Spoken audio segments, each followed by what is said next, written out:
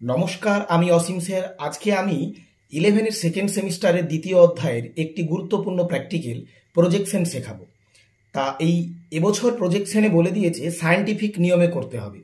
এর আগে পর্যন্ত গ্রাফিক্যাল নিয়মে চলতো। তাই যারা যারা জানো না এই সায়েন্টিফিক নিয়মে কিভাবে করতে হয় তারা অবশ্যই দেখে নিও। এই সায়েন্টিফিক নিয়মে প্রজেকশন করতে গেলে সবার প্রথম যেটি লাগবে সেটি হলো একটি সায়েন্টিফিক ক্যালকুলেটর। যাদের কাছে এই সায়েন্টিফিক ক্যালকুলেটর নেই তারা অবশ্যই সায়েন্টিফিক ক্যালকুলেটর নিয়ে নেবে। আমি তাড়াতাড়ি শেখানোর জন্য আগে একটা প্রশ্ন তুলে নিয়েছি। তা এর আগে আমি বলে রাখি, তোমাদের প্রজেকশন তিনটি রয়েছে। একটি হচ্ছে পোলার জেনিথাল স্টেরিওগ্রাফিক প্রজেকশন, দ্বিতীয় হলো সিম্পল কনিক্যাল প্রজেকশন এবং 3 নম্বর প্রজেকশনের নাম হলো মার্কেটর প্রজেকশন। তা এই তিনটি আমরা ধীরে ধীরে শিখব। আজকে শিখব পোলার জেনিথাল স্টেরিওগ্রাফিক প্রজেকশন। তা তাড়াতাড়ি করার জন্য আমি প্রশ্নটা তুলে সলভ করে নিয়ে রেখেছি, কিন্তু কিভাবে কি সলভ করছি তার প্রত্যেকটি ধাপ আমি তোমাদেরকে ভালোভাবে বুঝিয়ে দেব। আমি সবার প্রথম একটি প্রশ্ন তুলেছি, একটি পোলার জেনিথাল স্টেরিওগ্রাফিক প্রজেকশন অঙ্কন করো যার অক্ষাংশগত বিস্তার 90 ডিগ্রি উত্তর থেকে 40 ডিগ্রি উত্তর এবং দ্রাঘিমাগত বিস্তার 180 ডিগ্রি পূর্ব থেকে 180 ডিগ্রি পশ্চিম। এবার 10 ডিগ্রি ব্যবধানে আরে হচ্ছে 1:85 গায়ে 6টা শূন্য। তা আমরা এই অঙ্কটা মোট 4টে ধাপে করব। তা সেই 4টে ধাপে করতে গেলে এখানে দুটো গুরুত্বপূর্ণ সূত্র মনে রাখতে হবে। সেই সূত্রগুলা কি তোমরা অবশ্যই সকলে খাতায় সূত্রগুলোকে তুলে নিয়ে লিখে নেবে এবং উপরে হেডিং দিয়ে রাখবে যে পোলার জেনিথাল স্টেরিওগ্রাফিক প্রজেকশনের জন্য সূত্র। আমরা এই 3টে প্রজেকশনেরই 3টে সূত্র আলাদা আলাদাভাবে শিখব। সবার প্রথম এই পোলার জেনিথাল স্টেরিওগ্রাফিক প্রজেকশন করার জন্য যে সূত্রগুলি লাগবে সেটি হচ্ছে প্রথমে আর বের করতে হবে। সেই আর বের করার সূত্র কি না, মনে রাখবে সৃজনী ভূগোলকের ব্যাসার্ধ বা আর, এটি বের করার সূত্র হচ্ছে পৃথিবীর প্রকৃত ব্যাসার্ধ ডিভাইডেড বাই আর এফ এর হর। আর এফ এর হর বলতে এই যে আর এফ এর এইটা হচ্ছে লব, 1 হচ্ছে আর এফ এর লব এবং এই যেটা দেওয়া আছে তারপর আমার এখানে প্রশ্নে আছে 85 গায়ে 6টা শূন্য। তা এটা হয়ে গেল আমার এখানে হর। আর দ্বিতীয় সূত্র মনে রাখবো অক্ষরেখার ব্যাসার্ধ নির্ণয়। যে প্রত্যেকটা অক্ষরেখা আমাদেরকে অঙ্কন করতে হবে সেই অক্ষরেখাগুলোর ব্যাসার্ধ আমরা কিভাবে করব, তার সূত্র হলো 2r10 90 degree minus 5 divided by 2। মনে রাখবে 2r10 90 degree minus 5 divided by 2। আমরা বলেছি 4টে স্টেপে অঙ্ক শিখব। সবার প্রথম স্টেপ আমরা এখানে সমাধান বলে লিখে নিয়ে স্টেপ 1 করেছি। স্টেপ 1 এর কি না, যেটা প্রথম সূত্র ছিল সৃজনী ভূগোলকের ব্যাসার্ধ, ব্র্যাকেটে কি আছে আর। তাহলে এই আর বের করার সূত্র কি পৃথিবীর প্রকৃত ব্যাসার্ধ ডিভাইডেড বাই আর এফ এর হর।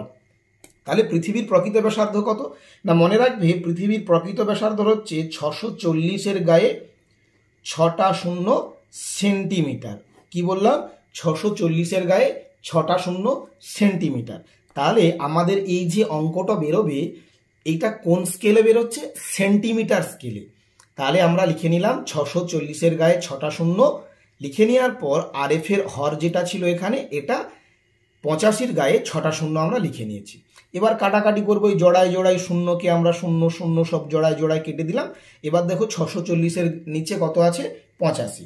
এইটা আমরা এবার কি করব, ক্যালকুলেটর বের করব। ক্যালকুলেটরে কি করে নিচ্ছি, 640কে 85 দিয়ে ভাগ করে নিচ্ছি। তাহলে ভাগ করলে আমাদের বেরাচ্ছে কত, 7.529। তাহলে আমাদেরকে মনে রাখতে হবে দশমিকের পর আমরা কটা সংখ্যা নেব, সর্বোচ্চ দুটো সংখ্যা নেব। এখানে যদি 3 নম্বর সংখ্যাটা 5 বা 5-এর বেশি হয় তাহলে দ্বিতীয় সংখ্যাটার সঙ্গে 1 হয়ে যাবে। তাহলে যেহেতু আমার এখানে লেখা আছে 7.529, তাই আমরা মান নিয়েছি কত, 7.53। তাই 2 সংখ্যাটা 1 যোগ হয়ে কি হয়ে গেছে, 53 হয়ে গেছে। আর আমি আগেই বলেছি এই অঙ্কটা কোন স্কেলে বেরোচ্ছে, সেন্টিমিটার। তাই আমরা এখানে লিখে রেখেছি সেমি। এবার আমরা স্টেপ 2 বা ধাপ দ্বিতীয়তে যাব। এখানে আমাদেরকে কি বের করতে হবে, এখানে যে আমাদের দ্রাঘিমা রেখা আর অক্ষরেখার বিস্তার রয়েছে সেই বিস্তারটা আমরা বের করব। এবার এই অক্ষরেখার বিস্তার কত ডিগ্রি বা কিভাবে আমরা করব, দেখো আমাদের অঙ্কে বলেছে 10 ডিগ্রি ব্যবধান। এই ব্যবধানটা হচ্ছে খুব গুরুত্বপূর্ণ। এখানে আমার যেহেতু 10 ডিগ্রি ব্যবধান বলেছে তাই আমরা এই 90 ডিগ্রি উত্তর থেকে 40 ডিগ্রি উত্তর পর্যন্ত আমরা 10 ডিগ্রি গ্যাপে গ্যাপেই যাব। যদি এইটা 5 ডিগ্রি বলতো তাহলে 5-এর গ্যাপ রাখতাম, যদি 15 ডিগ্রি বলতো তাহলে কি করতাম, 15-এর গ্যাপ রাখতাম। তাই 10-এর যেহেতু ব্যবধান আছে তাই আমাদের 90 ডিগ্রি উত্তর, 80 ডিগ্রি উত্তর, 70 ডিগ্রি উত্তর, 60 ডিগ্রি উত্তর, 50 ডিগ্রি উত্তর আর 40 ডিগ্রি উত্তর পর পর এগুলো আমরা টেনে নেব। স্টেপ 3-তে একই রকমভাবে আমরা কি করব, দ্রাঘিমা রেখার বিস্তার করব। তা দ্রাঘিমা রেখার বিস্তারও সেম একই রকম হবে। আমার প্রশ্নে আছে কত, 180 ডিগ্রি পূর্ব থেকে 180 ডিগ্রি পশ্চিম, তাই আমাকে 180 ডিগ্রি পূর্ব দিকেও 180টা টানতে হবে এবং পশ্চিম দিকেও তাই টানতে হবে। তাই আমরা কি করেছি, দেখো এখানে 180 ডিগ্রি লিখেছি। 180 ডিগ্রি কিন্তু একটাই হয়, পূর্ব দিকেও একটা পশ্চিম দিকেও একটা, মানে 180 ডিগ্রির কাছেই এসে দ্রাঘিমা শেষ হচ্ছে, তাই তাকে আন্তর্জাতিক তারিখ রেখা বলা হয়। তাহলে 180 ডিগ্রির পরে মানে আগে আর কি 10 ডিগ্রির ব্যবধান থাকলে কত হয়, 170 ডিগ্রি। দেখো আমি এখানে বুদ্ধি করে কি লিখে রেখেছি, ইস্ট স্ল্যাশ দিয়ে লিখেছি ওয়েস্ট, মানে এটা 170 ডিগ্রি পূর্বেও টানা হবে এবং পশ্চিমেও টানা হবে। একই রকমভাবে 160 ডিগ্রি ইস্ট ওয়েস্ট, 150 40 একদম আমরা কোথাও অব্দি যাবো, 0 অব্দি যাব। এইভাবে তোমরা টেনে নেবে। এবার এই যে আমরা 3টা স্টেপ শিখলাম, একটা হচ্ছে সৃজনী ভূগোলকের ব্যাসার্ধ নির্ণয়, দ্বিতীয় স্টেপে আছে 10 ডিগ্রি ব্যবধানে অক্ষরেখার বিস্তার, আরেকটা আছে 10 ডিগ্রির ব্যবধানে দ্রাঘিমা রেখার বিস্তার। এই 3টে স্টেপ সম্বন্ধে যদি কারো কোনো সমস্যা থাকে অবশ্যই কমেন্ট করে জানাবে।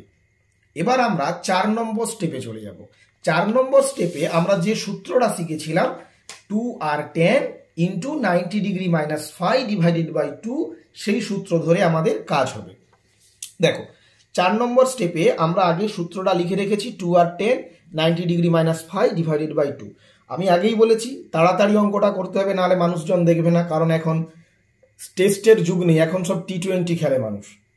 তাই দ্রুত অঙ্ক করার জন্য আমি সব মান বের করে রেখেছি, কিন্তু কিভাবে করছি আমি অবশ্যই জানাচ্ছি। এই পুরো সূত্রটা আছে 2r10 into 90 degree minus 5 divided by 2। এই পুরো সূত্রটাই একবারে অঙ্ক করতে গেলে অনেক জটিলতার সৃষ্টি হতে পারে এবং অনেকের ভুলও হতে পারে, তাই আমরা এগুলোকে পুরো ভেঙে দিলাম। কটা ভাগে ভেঙেছি, 6টা। দেখো 5 একটা লিখেছি, আর একটা লিখেছি, 2r একটা লিখেছি, 90 ডিগ্রি মাইনাস 5 ডিভাইডেড বাই 2 একটা লিখেছি, tan 90 degree minus 5 divided by 2 লিখেছি, আর শেষ ঘরে পুরো সূত্রটা একবার তুলে দিয়েছি। ফাই মানে মনে রাখবে কি, যে অক্ষরেখা বেরিয়েছে, কি মনে রাখবে, ফাই মানে হচ্ছে অক্ষরেখার মান। কি মনে রাখবে, অক্ষরেখার মান। দেখো আমাদের আগে অক্ষরেখাগুলো কত কত বেরিয়েছে আমরা দেখেছি, এখানে 90 degree, 80 degree, 70 degree, 60 degree, 50 degree, 40 degree, সেগুলোই আমরা এখানে তুলে নিয়েছি। 40 degree, 50 degree, 60 degree, 70 degree, 80 degree আর 90 ডিগ্রি। তাহলে ফাইয়ের মান মনে রইল, ফাই মানে কি, অক্ষরেখা। এবার আর পরের ঘরে কি আছে, আমার আর আছে। আর এর মান কোত্থেকে পাবো, দেখো আর এর মান আমরা ফার্স্ট স্টেপেই বের করেছি, কি আছে 7.53 সেমি। তাহলে আমরা এখানে লিখে দিলাম 7.53 সেমি। এবার দেখো তো এই আর কিন্তু প্রত্যেকের ঘরেই সমান হবে, অতএব সবার ঘরেই আমি সেম মান এনে আমি এখানে কি করেছি, পুট করে দিয়েছি 7.53। তারপরের ঘরে কি আছে 2r, 2r মানে আর গুণিত 2 বা 2 গুণিত আর, যে যাভাবে বলতে পারো। তাহলে আমাকে করতে হবে কি, আর এর মানটাকে সব 2 দিয়ে গুণ করে দিতে হবে। তাহলে আমি আবার কি করেছি, আর এর ঘরকে 2 দিয়ে গুণ করেছি। 2 দিয়ে গুণ করতে আমার মান বেরোচ্ছে কত না 7.53 গুণিত 2, মান বেরোচ্ছে 15.06। তাহলে যেহেতু আর এর মান প্রত্যেকের ঘরেই 1 ছিল, তাহলে 2r এর মান প্রত্যেকের ঘরেই 1 হবে। একই রকম ভাবে আমি 15.06 15.06 15.06 বস করে দিয়েছি। তারপরের ঘরে যেটা রয়েছে সেটা কি আছে না 90 ডিগ্রি মাইনাস 5 ডিভাইডেড বাই 2। এখানে একটু ভালো করে বুঝে করছি। তাহলে দেখো 90 ডিগ্রি মাইনাস 5 ডিভাইডেড বাই 2, তাহলে 90 ডিগ্রি কি 90 ডিগ্রি, এখানে 5 প্রথম ঘরে কত আছে 40, তাহলে আমরা 40 লিখে দিলাম। তাহলে ডিভাইডেড বাই 2, তাহলে 90 ডিগ্রি থেকে যদি 40 বিয়োগ করি আমাদের কত দাঁড়াবে, দাঁড়াবে 50 ডিভাইডেড বাই 2 সমান হয়ে যাচ্ছে 50কে 2 দিয়ে ভাগ করি হয়ে যাচ্ছে কত 25। তাহলে লিখলাম কত 25। দেখো তারপরের ঘরে আবার একই রকম 90 ডিগ্রি মাইনাস 5 ডিভাইডেড বাই 2 সমান হয়ে যাচ্ছে 90 ডিগ্রি মাইনাস তার কত আছে 50। তাহলে 50/2 সমান এই 90 থেকে যদি 50 বিয়োগ করি আমাদের মান হয় 40, আর /2 মানে হয়ে যায় কত, 20। তাহলে প্রত্যেকটাকে এভাবে ভাগ করে আমরা তার যে মান হয়েছে সেই মানগুলো এখানে পুট করে নিয়েছি। মাথায় ঢুকলো? পরের ঘর আছে, আমরা পুরো এই এতটা সূত্রকে একসাথে নিয়েছি, মানে tan 90 ডিগ্রি মাইনাস 5/2। দেখো তাহলে এই 90 ডিগ্রি মাইনাস 5/2 এর মান কিন্তু আমরা এখানে বের করে নিয়েছি প্রত্যেকটা ঘরে। খালি কার মান বাকি আছে? tan এর মান।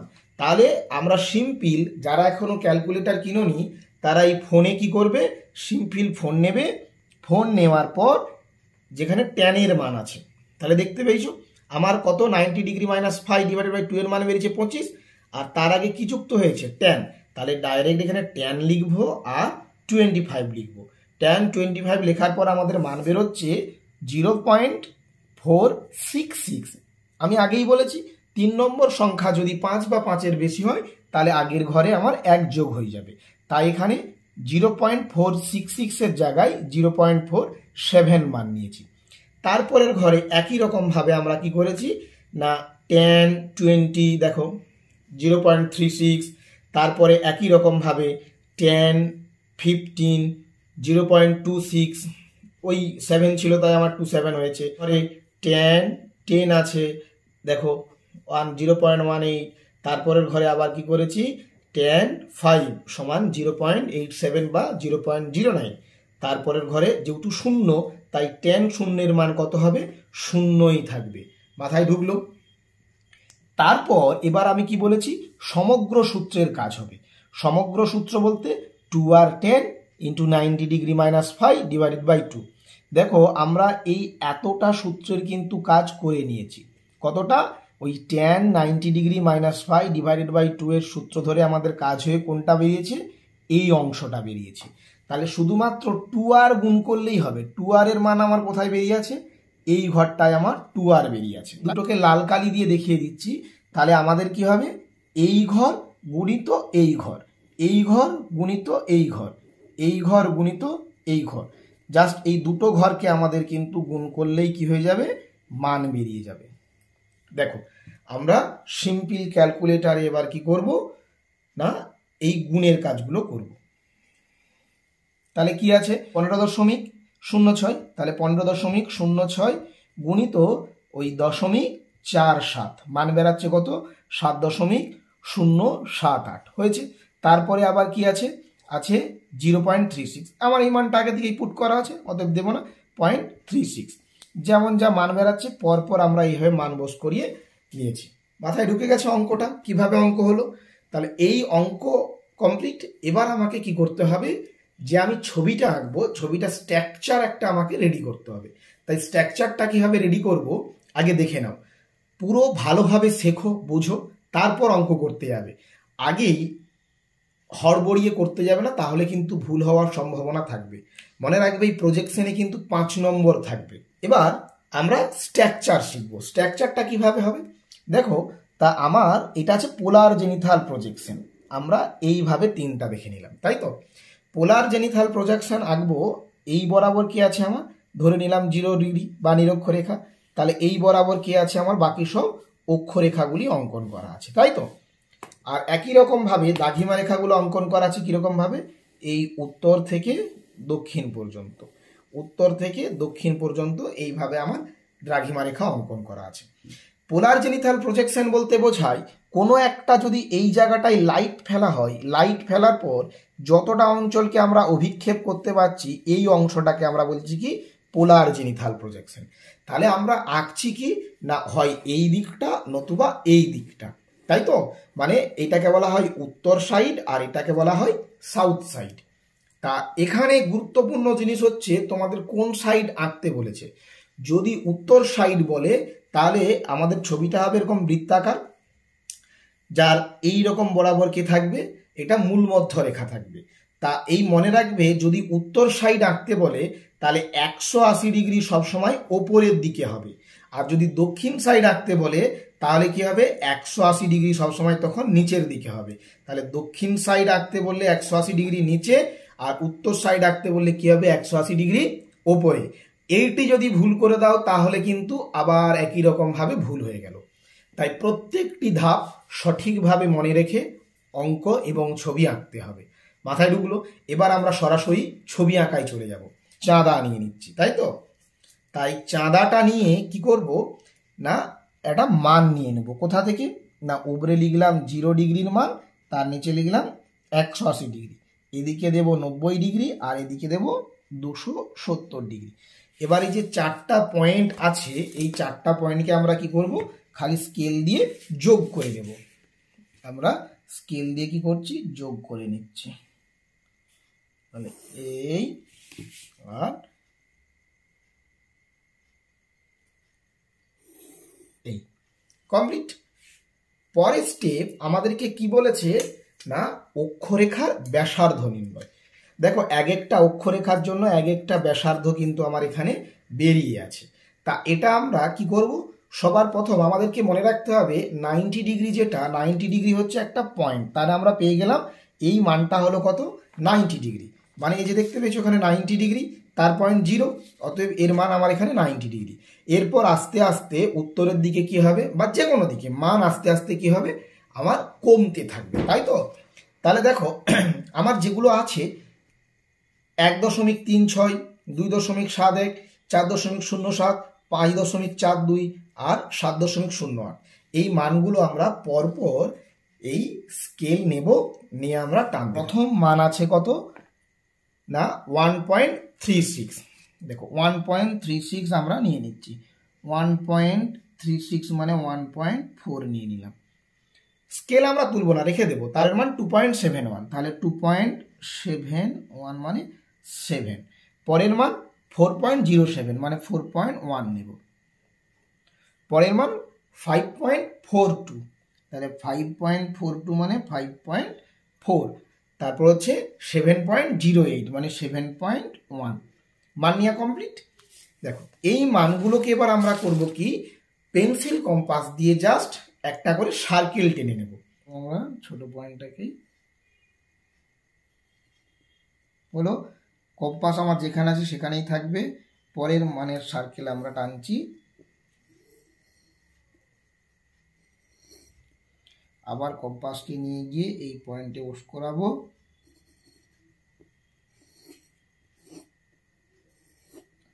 তারপর এই পয়েন্ট,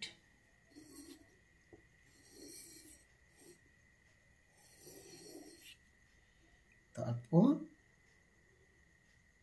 এই পয়েন্ট। কমপ্লিট।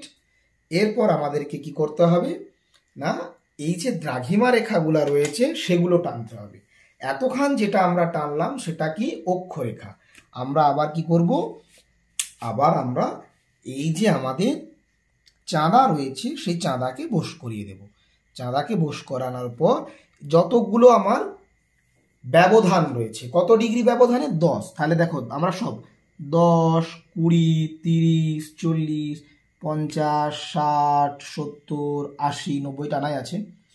100, 110, 120, 130, 40, 50, 60, 70, 180 আবার আছে।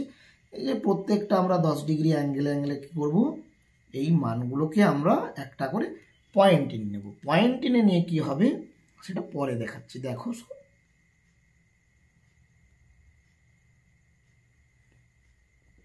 পয়েন্টগুলো টেনে নিলাম। টেনে নেওয়ার পর এই পয়েন্টগুলোকে জাস্ট কি করব, যোগ করে দেব। দেখো তা আমাকে মনে রাখতে হবে এই যে পয়েন্ট, এই পয়েন্টটা যেন মাঝখানে থাকে, নাহলে কিন্তু ছবি ভুল হয়ে যাবে।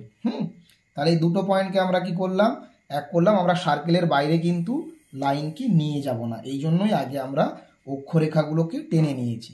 নাহলে সার্কেলের বাইরে বেরিয়ে গেলে আমাদেরকে কি করতে হবে, পরে আবার এই অংশটাকে মুছতে হবে। তাই আমরা আগে সার্কেল টেনে নিয়েছি, মানে অক্ষরেখা টেনে নিয়েছি। এরপর আমরা দ্রাঘিমা রেখা টানবো, যাতে করে আমাদের মোছামুছির কোনো চব্য না বেশি থাকে।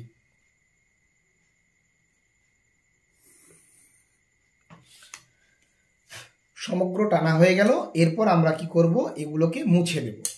তা আমরা মোছার সময় স্কেল দিয়ে চিপে তারপর মুছবো, না হলে এই রাবার হাত ফসকে ভেতর দিকে চলে গেলে আমার ছবি পর্যন্ত মোছা হয়ে যেতে পারে। তাই এইটুকু সাবধানতা সকলেই অবলম্বন করে মোছামুছির কাজটা করবে। যেহেতু আমার স্কেল গার্ড দেওয়া আছে, তাই হাত ফসকে ভেতরের দিকে চলে আসার কোনো রকম সম্ভাবনা থাকবে না। এবার আমার লাস্ট যে ফিনিশিং টাচ রয়েছে, আমাকে কি করতে হবে, প্রত্যেকটার মান লিখতে হবে। তাহলে আমার প্রশ্নে কি ছিল না, প্রশ্নে ছিল নর্থ সাইড, দেখো দক্ষিণ ডিগ্রি নর্থ থেকে 40 ডিগ্রি নর্থ। তাহলে আমি কি বলেছি, আমার ছবির উত্তর দিকে কি থাকবে, 180 ডিগ্রি। তাহলে ছবির সবসময় উপরের দিক হচ্ছে উত্তর, এখানে হলো কত, 180 ডিগ্রি। তাহলে 180 ডিগ্রি উল্টো দিকে কে হয়, 0 ডিগ্রি, তাই তো। তাহলে এদিকটা সবসময় কি ইস্ট সাইড, আর এই দিকটা ওয়েস্ট সাইড, মানে ডান দিক পূর্ব আর বাম দিক হচ্ছে পশ্চিম। তাহলে একই রকম ভাবে আমরা 0 থেকে 10 10 করে বাড়িয়ে যাব, এদিকেও 10 10 করে বাড়িয়ে যাব। তাহলে 10 ডিগ্রি, ব্যাস দ্রাঘিমা রেখা আমরা অঙ্কন করে নিয়েছি। এরপর আমাদের লাস্ট রয়ে গেল কি, অক্ষরেখা। দেখো এই যে পয়েন্ট ছিল সেটা আমরা কি বলেছিলাম, 90 ডিগ্রি। তাহলে এখানে আমরা দিয়ে দিলাম কি 90 ডিগ্রি নর্থ। তারপরের যে ঘরটা রয়েছে সেটা কত না, তারপর হচ্ছে 80 ডিগ্রি নর্থ।